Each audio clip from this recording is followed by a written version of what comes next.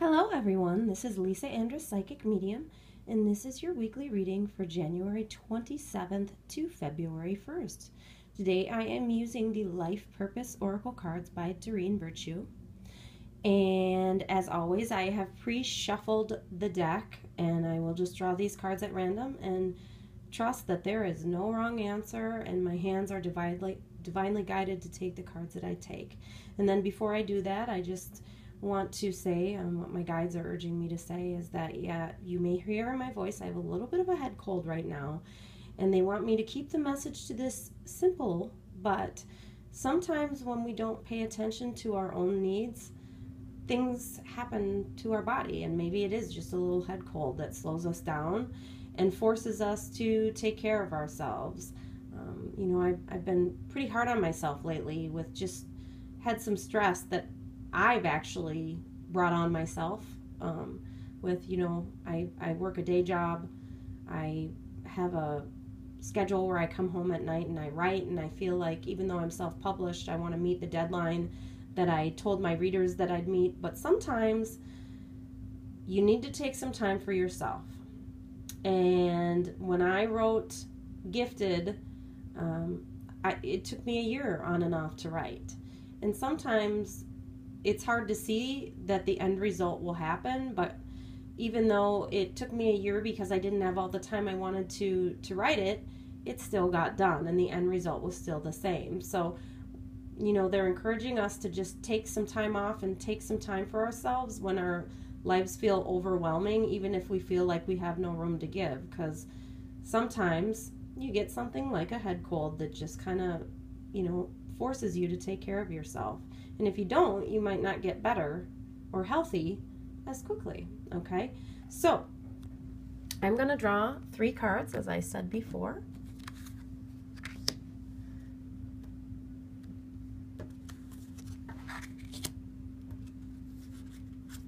I wanted me to take these 2 right in a row here. Okay.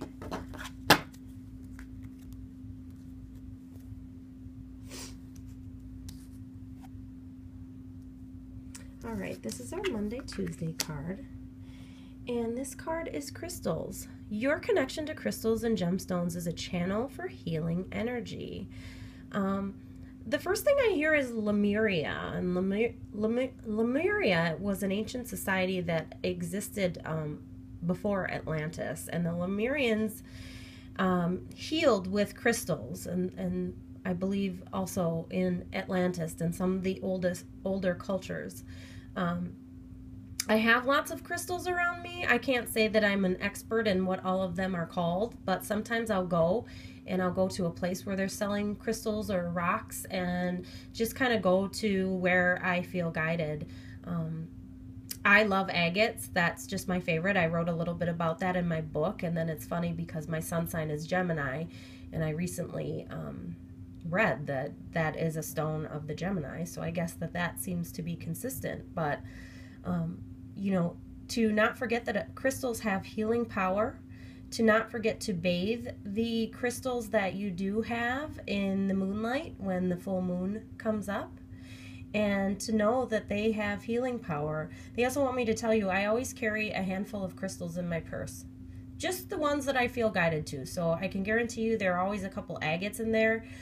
There's an obsidian because I feel like that blocks dark energy, and I think there's an aqua quartz and a few other things that it's like, again, I'm not the foremost expert on what all of the stones mean or do, but I just go as I'm guided, and always carry some around me because I feel like in a way they balance my energy. And some of you just have a natural talent for using crystals in your work and healing with crystals as well.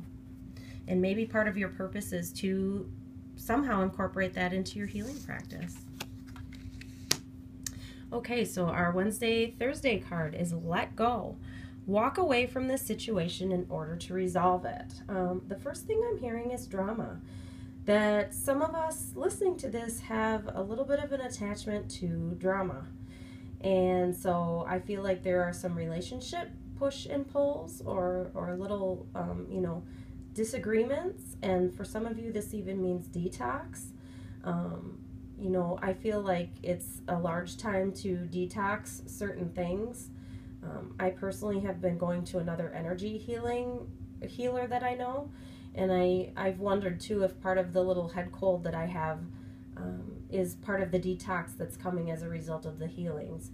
I go to healings sometimes and I don't know why I'm going. I just go, and you know, we only have one body, and it's best to do our best to, you know, kind of clear the old stuff out. And maybe for some of us, it is time to let go. Um, so let's see what we have here for the weekend. And the weekend says spiritual teacher. You heal with your classes, sessions, and seminars. Um, right away, what I'm hearing is that some of you don't feel qualified to be teaching some of the things that you know. For instance, my peers, the other psychic mediums out there, or other people who have something that they know about that, say, for instance, they get asked about consistently. They actually want me to talk about right now. I wrote the book Gifted. I self-published it, and to just give you a little background if you haven't read it, I was charged with doing this in a dream. It was a prophetic dream that just told me, write the book. And I remember at the beginning I was a little frustrated because it's like, well, how am I going to do that? How am I going to get a publishing contract, etc.? And what I learned through my research was that self-publishing is becoming more known. And in doing so, I was able to hopefully, and I feel, inspire some of my peers, because I've been getting questions from a lot of my peers, either in the psychic medium community or maybe other authors that are asking me questions. How did you do this? What place did you use? Did you pay for editing, etc.? And so now on my website, lisaandrus.com, I've written a bunch of posts that are for authors, because I figure if one person asks me this, many people want to know. And I don't know what that's going to evolve into. I mean, maybe it'll evolve into another instructional book or, you know, memoir that tells about my self-publishing experience. But you know as well as I do that when I've gotten into new things, especially being a medium, it was helpful for me to hear the stories of others. And now as an author, it's helpful for me to hear the stories of others. And so some of you have all this great knowledge, and think of the things that you're being asked about. Or have you had anybody that has said to you, you know, you should teach a class? I know I have, and I haven't taught a class in a long time. And I'm planning to do that within the next few months here. And it's hard for me to find the time to make a map and schedule the classes. But they want to confirm for me as well as you that it is time to get out there and teach. You don't have to feel like you're the most qualified. We all have a very different voice that some people are drawn to. So this message is for you if you're resonating with that. And if you're not feeling guided to do any sort of spiritual teacher classes, this could also mean two things. A, take a class that you feel guided to, that you've been wondering if it's the right reason.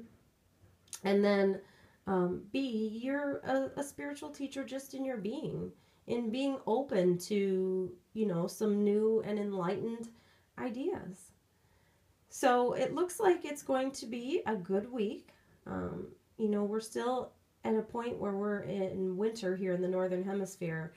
And to me, it still seems like a time where we're doing some healing, but we're going to move forward and inspire others with either our classes or in our very being. Have a great week, you guys, and I'll see you next week.